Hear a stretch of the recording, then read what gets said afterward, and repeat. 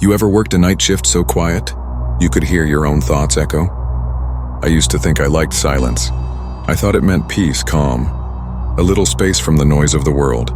But silence can change shape when you're alone too long. My first job wasn't supposed to be scary. Just a small convenience store off Route 22, the kind of place truckers stop for coffee and locals drop by for cigarettes. But there was something about that store after midnight. The air felt heavy. The hum of the refrigerators and gone. And then, the static. A soft, broken whisper that said my name. I was 17 when I got the job. It was summer, and the only place hiring in town was Martley's Gas and Go, a dusty convenience store right on the edge of our little Pennsylvania town. My sister said I shouldn't take the night shift, said it was too quiet, too empty, too weird. But I needed the money, and honestly, I thought she was just being protective. The first few nights were normal. I stocked shelves, swept floors, refilled the icebox. The hum of the coolers was this steady white noise that helped me stay awake, and I'd talk to myself sometimes just to fill the air. The security cameras made this soft clicking sound when they switched views, almost like breathing. It was fine. Until the third night, it started with the wind. You know how wind whistles around a door frame? This one came through it. A faint whine, high-pitched like a radio tuning itself. I remember glancing at the front door. It was shut tight. The open sign was flickering, the red glow stuttering in the glass. Then the lights dimmed. Just slightly. Not enough to panic, but enough for me to notice my reflection in the freezer door. Blurred, warped, like I was underwater. That's when I heard it. A soft shk sound like static from a dead channel. At first I thought it was coming from the radio behind the counter, the old one that always played classic rock. But it wasn't plugged in. The plug was dangling right in front of me. And from the speakers, faint, layered under the static, came something that almost sounded like my name. Lena, I froze. Every sound in the store stopped at once. The hum of the coolers, the clicking of the cameras, even the wind. There was just me and that whisper, Lena. It was calm, gentle, almost curious. Then as quickly as it began, the static cut off. The hum returned. The light steadied, and I laughed, nervously like someone who'd just scared themselves for no reason. I told myself it was a fluke. Just bad wiring or interference, or maybe I was tired. But as I went back to restock the shelves, I noticed something strange on the security monitor. The reflection in camera 2, behind the counter, still showed me standing there. Except, I was already across the room. The next morning, I told my sister what happened. She laughed it off, said it was probably the AC sputtering or some old wiring. That store's older than Mom, she joked. But there was something in her face when I mentioned the static. Like she'd heard it too once. I didn't press. But that look stuck with me. By the fourth night, I started noticing how quiet the town really was. Not just calm, muted like someone had turned the volume of the world down. Even when cars passed on Route 22, I couldn't hear the tires. Just the low rumble of engines that faded before they reached the gas pumps. People stopped coming in after 10. By midnight, I was always alone, and the air inside the store felt heavy, like breathing through wet fabric. Across the parking lot, you could see the hill that overlooked town. On top of it stood a crooked antenna tower, the kind they used back in the 70s for radio broadcasts. It hadn't been used in decades, but the locals still called it the Static Tower. When I asked Mr. Harold, my co-worker from the morning shift, about it, his face went pale. He said, "They should have torn that damn thing down years ago." Then he looked at me for a long time and added, "If the static ever says your name, don't answer." I laughed, thinking he was teasing me. But he didn't laugh back. That night I kept glancing at the hill through the front window. The tower was just a black silhouette against the sky, unmoving. Still I could feel it, like it was humming faintly, vibrating the air in my chest. At 1:47 a.m., the wind outside stopped completely. No movement, no sound. Even the fluorescent lights seemed to hold their breath. Then the speakers on the ceiling gave a soft pop. Not static this time, not yet. Just that moment before sound returns and the inhale before the scream. "Do you hear me?" It wasn't my imagination. The voice came from the intercom. A whisper stretched thin, distorted by static. I stepped closer to the counter, heart hammering. "I'm still here." The voice cracked, and the sound cut to silence, the kind of silence that presses against your eardrums until you start to hear your own pulse. I should have run. I should have turned off the lights, called someone, done anything. But I just stood there, frozen, staring at the empty store, until I caught sight of my reflection again in the freezer door. It was smiling, and I wasn't. By the fifth night, I started keeping the radio unplugged. Didn't matter. The static came back anyway. It wasn't random anymore. It had rhythm, like someone breathing through a broken speaker. A slow inhale, then a scraping exhale that made the hairs on my arms rise. I tried pretending I didn't hear it. I swept the floor, counted the snack racks, anything to fill the quiet. But every time I looked up, the TV security monitor flickered with faint gray snow, static again. And somewhere in that noise I could almost make out a word. "Lena." The voice wasn't whispering this time. It was closer, deeper. I remember turning toward the counter, my palms slick with sweat, and saying out loud, "Who's there?" Nothing. Just the sound fading into silence. Then 3 sharp clicks from the ceiling speaker, like someone tapping the microphone from the other side. I froze. My throat was dry, but I forced my voice out again. If this is a prank, it's not funny. That's when I heard the second voice, lower, warped by the distortion. "Who's there?" It was repeating me, exactly, every syllable, every breath. I spun toward the door, but the parking lot was empty. The fluorescent light above the pumps was flickering, and for a moment I thought I saw a shape. Thin, tall, just standing at the edge of the light. Too still to be human. The static surged again, louder now. It didn't come from the radio or the speakers. It came from the walls. I swear I could feel it. Crawling under the paint, buzzing in my teeth, vibrating inside my skull. I clapped my hands over my ears and shouted, "Stop!" And it did instantly. The silence that followed was worse. No hum of the refrigerators, no traffic outside. No wind, just one sound, a faint tap tap tap behind the counter. I turned slowly. There was nothing there. Just the old mirror Harold had told me not to look into after midnight. The tapping stopped. I took one step closer. In the reflection, I saw myself, eyes wide, terrified, and then behind me, at the edge of the camera's view, a shadow leaned forward as if whispering into my ear. Then the static returned, violent, flooding the air with white noise. "Do you hear me now?"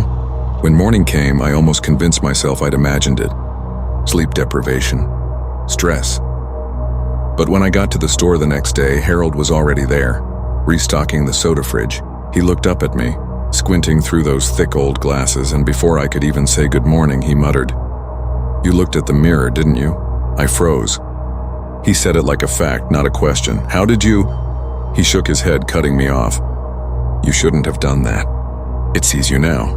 That sentence hit me like a weight pressing against my chest. I laughed it off, tried to make it a joke. "What, the mirror? You mean the camera feed?" Harold didn't laugh. He shut the fridge door and leaned in, lowering his voice. "You think this place is quiet because it's dead at night?" "No, kid. It's quiet because nothing else wants to make a sound when he's near." The way he said he made the hair rise on the back of my neck. I asked, "Who are you talking about?" But Harold just looked toward the window, toward the hill and that old radio tower. His lips moved, barely a whisper. The man in the static. He didn't explain. He just grabbed his coat and told me not to work alone anymore. But I couldn't afford to switch shifts, and part of me, the stubborn, curious part, wanted to know more. That night I came in early before sunset. The sky was orange, the store's neon sign flickering as the day dimmed. I tried to focus on normal things, checking inventory, wiping the counter, humming to myself just to fill the silence. Around 8 p.m., an old woman came in. She looked wrong somehow. Her eyes were cloudy, her hair thin and gray. She didn't say a word, just stood by the counter staring at the mirror behind me. I asked if she needed help. No response. Then she whispered, in a voice that didn't sound like hers, "He used to talk to me too." And before I could move or even breathe, she turned and left. The bell over the door jingling once before falling silent. I ran to the window, but she was gone. No car. No footsteps. Nothing. I remember standing there, staring at the empty lot, my reflection faint in the glass. For a second, I thought I saw Harold behind me in that reflection. But when I turned, the store was empty. By the end of that week, I was exhausted, the kind of tired that sits behind your eyes, heavy, dull, and cold. But I couldn't quit. Rent was due and jobs around here were scarce. Harold hadn't shown up since the morning he warned me. The manager said he called in sick, but when I asked for his number, she frowned like she didn't know who I was talking about. That didn't make sense. Harold had been there every day since I started. That night, the store felt different. Still empty, still dim, but heavier somehow. Every sound seemed out of sync. The buzz of the lights would hum for 3 seconds, then stop. The refrigerators groaned, then went quiet mid-cycle. Even the clock above the counter, the one that ticked too loud and was frozen between seconds. I was standing in that quiet when I realized I couldn't hear anything anymore. Not the road, not the wind, not even my own breathing. It wasn't just quiet. It was absence. Like the world had been muted, like someone pressed pause on reality. I slapped my hand against the counter. Nothing. The bell above the door? Dead silent. My heartbeat gone, but I could feel it pounding in my chest, desperate like it wanted to scream. Then faintly, from somewhere deep in that suffocating stillness, came a low vibrating sound, not static this time, a hum, soft at first, then growing until it filled my skull. The fluorescent lights began to flicker in a slow rhythm, 2 short blinks, 1 long. Then everything froze again. I tried to say something, anything, but my voice didn't come out. My mouth opened, but there was no sound, not even the scrape of breath. And that's when I saw it. In the reflection of the freezer door, the store looked exactly the same, except for one thing. Behind the counter where I was supposed to be standing, someone else was there, not a shape, not a blur. A man, tall, thin, burned black along one side of his face. He was looking straight into the mirror, straight at me, and then he smiled. The hum stopped, and the sound of the world came crashing back all at once. The hum of the lights, the buzz of the refrigerator, the ring of the doorbell, so loud I had to cover my ears and scream. When I opened my eyes again, the mirror was empty, just me. But when I blinked for half a second, I saw him again. Not in the glass this time, in the camera feed. Standing right behind me, I told myself I'd imagined the man in the mirror. People see things when they're tired. That's what I repeated as I stood behind the counter, trying not to look at the cameras again, but that night, it felt like the store was breathing. Every time I moved, the shelves creaked, the air felt thicker, and somewhere deep in that heavy silence, I kept hearing it, a sound that didn't belong to me. Footsteps, slow, measured, too deliberate to be the hum of the coolers or the creak of metal racks. At first, I thought it was the old pipes expanding, but then the sound changed direction. Moving from the back storage room toward me, I called out, "Harold, is that you?" No response. Just the rhythm of the steps, 1, 2, pause, 1, 2, pause. They stopped right behind the counter. I forced myself to turn. Nothing. The fluorescent light above the register flickered, then the intercom gave a small pop. "Lena." It wasn't a whisper this time. It was clear, like someone standing inches from the microphone. My throat went dry. I reached for the phone to call the manager, but the line was dead, just that faint electric crackle. I pressed the receiver to my ear, listening. Underneath the static, there was something else. A scraping sound, metal dragging across the floor, and then breathing. Deep, ragged human breathing. I slammed the phone down and ran to the back room. Empty. Boxes stacked high. Floor swept clean. Lights buzzing overhead. But on the concrete floor near the back wall, I saw something smeared in the dust, footprints, bare, blackened, ash-colored footprints. They stopped right where I was standing. I looked down. The dust around my shoes began to shift, slowly, like something underneath was exhaling. Then came the footsteps again. Behind me, this time closer. I didn't turn around. I couldn't, because in the reflection on the freezer door I could already see him.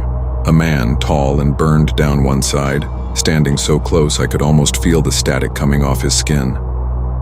He tilted his head slightly as if listening to my heartbeat, and when I finally forced myself to turn, he wasn't there. But his reflection was, still smiling. The next night I almost didn't go in. My sister begged me to quit, said the money wasn't worth it, said I'd been different lately, pale, jumpy, distracted. But I couldn't explain it to her. I had to prove I wasn't crazy, that it was real. So I showed up for my shift, 11:58 p.m. The store lights buzzed like dying insects, casting long shadows across the aisles. I stood behind the counter, watching the clock tick over to midnight. For a few blessed minutes, nothing happened. No wind, no static. Just me and the hum of the coolers. Then the phone rang. The sound nearly made me drop the pen in my hand. It wasn't the external line. It was the internal store phone, the one that only connected to other phones inside the building. But I was alone. I picked it up, forcing my voice to stay steady. Hello? At first, nothing. Just a hiss of white noise, soft, almost like wind through a radio tower. Then underneath it, a whisper, Lena. I froze, my own name again. But this time, it wasn't the same voice as before. It was mine. I laughed, nervous, disbelieving. Okay, that's not funny. Who's doing this? The line crackled. The voice on the other end repeated my words perfectly. Okay, that's not funny. Who's doing this? Exactly my tone, my pitch. My breath between the words, I slammed the receiver down. The ringing stopped, only for the phone to start again immediately. Once, twice, 3 times. I yanked the cord out of the wall. Still, the phone kept ringing. Every ring came faster, louder, until it blended into one long, shrill tone that filled the room. Then silence. And in that silence, I heard my own voice again, this time behind me. Don't hang up on me. I spun around. Nothing. Just the freezer aisle. But the receiver, the one I'd ripped from the wall, was now lying on the counter, the speaker crackling with faint static. I lifted it slowly, hands shaking. The line was still open. On the other end, I heard breathing. And then in a voice barely above a whisper, "He's standing right behind you." The line went dead. I didn't move for a long time. I couldn't. The hum of the lights faded, replaced by a soft scraping sound on the tile floor, like burned skin brushing against glass. After that night, I couldn't sleep. Every time I closed my eyes, I heard the phone ringing. Sometimes it was faint, like an echo under my dreams, but I could feel it vibrating somewhere deep in my chest. I tried to tell my sister. She just stared at me, her mouth tight. When I mentioned the phone call, she asked quietly, "Did he say your name?" That question sent a chill through me. I asked how she knew. She didn't answer. She just whispered, "You need to stay away from that tower." That was the first time anyone had said the word tower out loud to me since Harold. The next day, I drove out there, just to see it. The static tower. It stood crooked on the hill north of town, a rusted skeleton of metal surrounded by weeds and a collapsed fence. You could still see the scorch marks up the frame, the black stains that crept down like veins. There was a small plaque at the base, faded, barely legible under the rust. In memory of Miles Crane, broadcast engineer, 1974. I didn't know the name, but as I traced the letters with my fingers, the wind picked up. And for a moment, I swore I heard static drifting through the grass, faint but alive. When I got back to town, I went to the diner near the highway. An old man was sitting there, hunched over a coffee, staring at the TV playing local news with no sound. The waitress called him Tommy. When I mentioned the tower, he looked up, sharp, alert, like a switch flipped behind his eyes.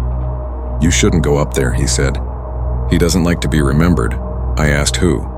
Tommy leaned in close. "Miles Crane, the man who built the first radio relay here, caught fire during a storm. They said lightning struck the transmitter.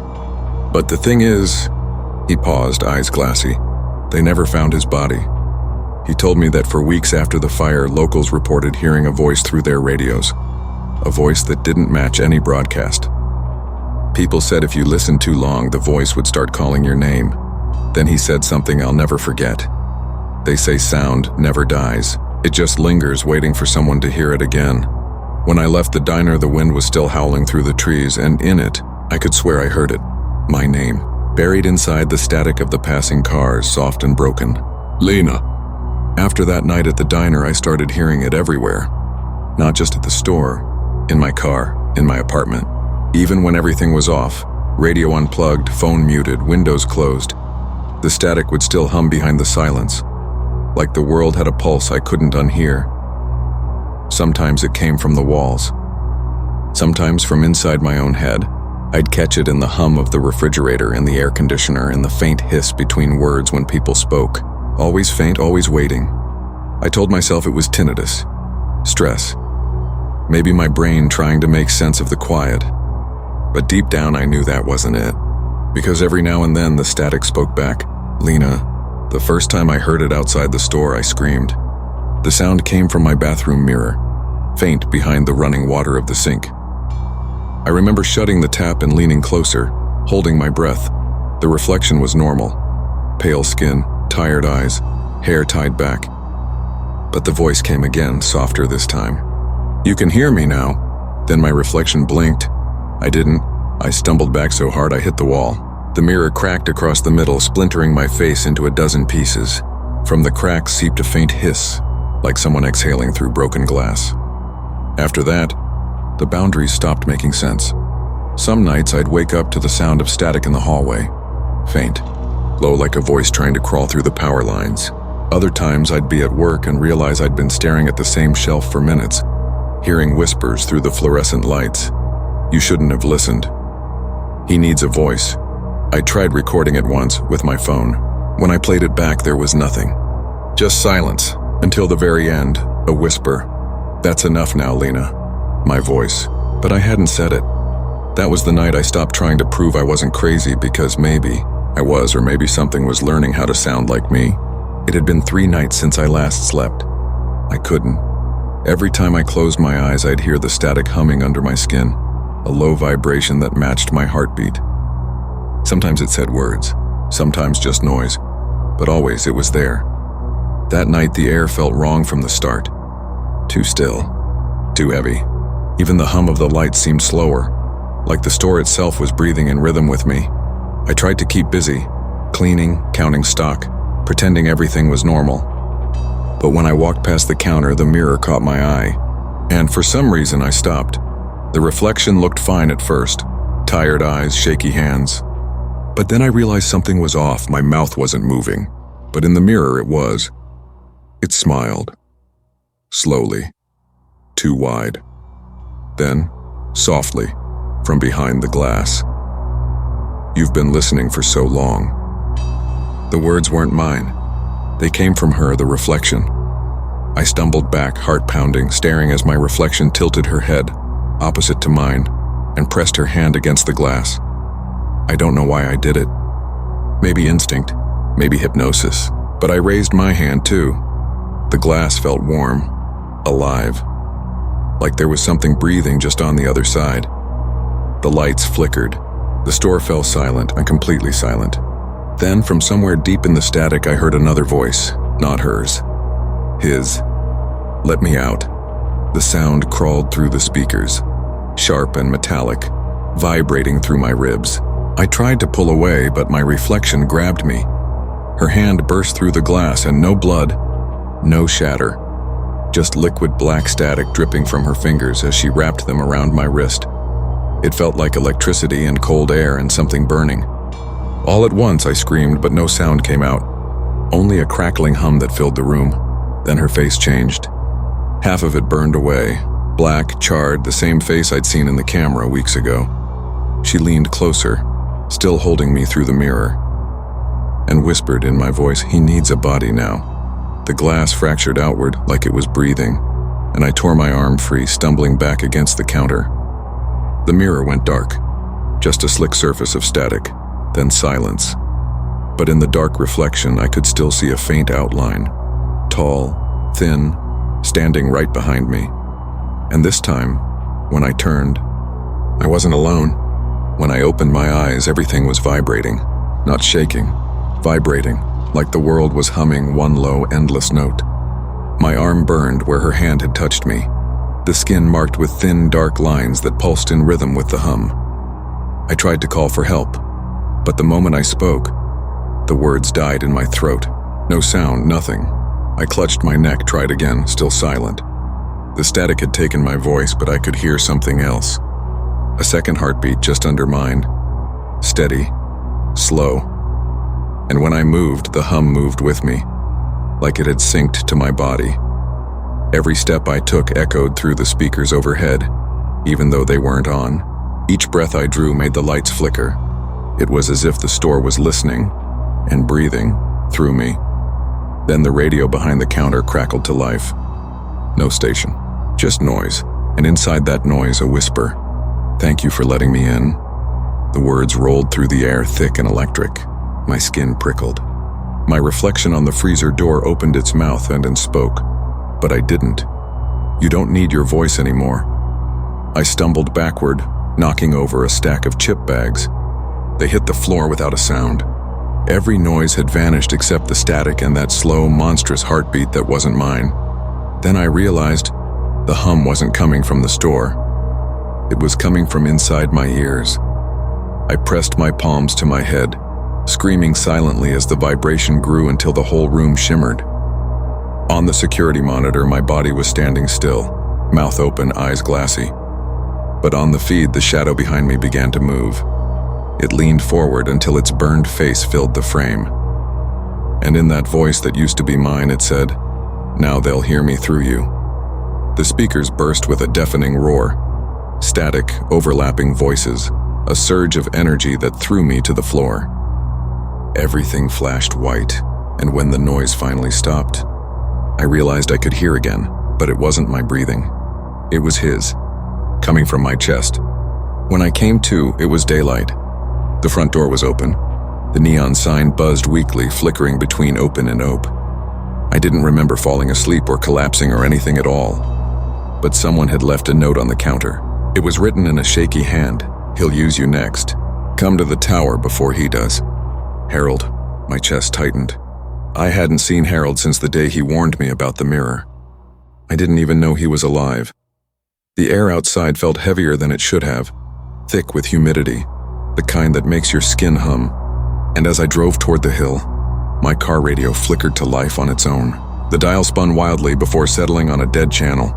Through the static, I heard a man's voice, broadcast relay reconnected. "Finally." Then silence. Then my own voice, like laughing. I floored the gas pedal. By the time I reached the tower, the sky had turned gray. The metal frame loomed above me, its rusted bones groaning in the wind. Harold was there, standing at the base, coat flapping, face pale as ash. He looked older, smaller somehow. When he saw me, he shook his head slowly. "You shouldn't have come, kid. He's already inside you." His words hit like a physical blow. "I don't understand." "You will," he said. "He got to me first. Years ago." The static hissed through the tower like breath. Harold's voice trembled. "I used to work here, 1974. I was the one who built the relay transmitter. Miles Crane wasn't supposed to die. It was me who caused the overload." The wind screamed through the twisted metal. I felt something stir inside my head, a low vibration, impatient. "He was in the booth when it caught fire," Harold said. The static burned him alive. His voice, it fused with the signal. It never stopped transmitting. He grabbed my shoulders, his eyes wide and glassy. "He doesn't want revenge, Lena. He wants a host, a mouth, a frequency." The hum in my chest grew louder, pounding, suffocating. Harold took a step back, clutching his head. The air shimmered around him, and then the tower lights flickered on one by one, buzzing like dying flies. "It's too late," he whispered. The sound that followed wasn't thunder. It was a voice. His voice, Miles Crane's voice, erupting through the metal, vibrating the ground beneath our feet. "I need to be heard again," Harold screamed, clutching his ears as blood ran between his fingers. I dropped to my knees, the world flashing white. The static poured into me like water. When I opened my eyes, Harold was gone. Just ashes scattered in the wind, and the tower was humming my name, Lena. The tower wouldn't stop humming. It pulsed with light, faint red, alive like a giant metal heart buried in the clouds. Every flash made my chest ache. Every vibration matched my heartbeat. I stumbled toward the base, screaming for Harold, but only the wind answered. And even the wind sounded wrong, full of whispers that bent in and out of words. "Stay still." "He's almost through." I fell to my knees. The air felt thick, electric. The static wasn't around me anymore, it was inside me, crawling through my veins, filling my lungs. When I opened my mouth to breathe, The sound that came out wasn't a breath. It was static, a harsh burst of noise like a radio breaking open. Then, a voice low, calm, perfectly clear spoke through me. Frequency restored. Transmission active. I tried to scream but couldn't. My body moved on its own, climbing the metal stairs of the tower. Every step echoed through the steel, each one followed by that deep, distorted breathing. When I reached the control booth, the old broadcast mic was still there, melted at the base, covered in soot. The same one that had killed Miles Crane. It was humming. I felt my hand reach for it even as I begged myself to stop. My reflection in the cracked window wasn't me anymore. Half of my face burned, blistered smiled back. The hum grew louder until it filled the world. The radio crackled to life, lights on the panel flickering red. Then through my mouth, through his voice, the transmission began. To anyone listening, this frequency was never meant for you. He never left the broadcast. He was just waiting for someone to hear him again. I could see the entire town below, lights flickering in houses, antennas twitching as the signal spread. Static bled into every radio, every phone, every speaker. The whole town listening. Can you hear me now? The air exploded with sound, thousands of voices overlapping, screaming, whispering, repeating the same words. Static poured from the tower like a storm, thick enough to taste metallic, electric, alive. I felt my mind slip. He was using my mouth, my body, my lungs. I was the broadcast. My last thought before everything went white wasn't fear. It was relief, because for the first time the static wasn't outside me. It was me. When the noise stopped, there was nothing left. No hum, no wind, no heartbeat. Just silence. So deep it felt like the world had been erased. They told the story later, of course. The local paper said a freak lightning strike hit the old broadcast tower on the North Hill, burned the whole structure to the ground. No survivors, no remains. But that wasn't true. Someone found my car parked outside the store, keys still in the ignition, the driver's seat covered in a thin layer of ash. The store's security footage showed me walking out around 3:12 a.m. Then nothing. Just the frozen frame of the open door swinging in the wind.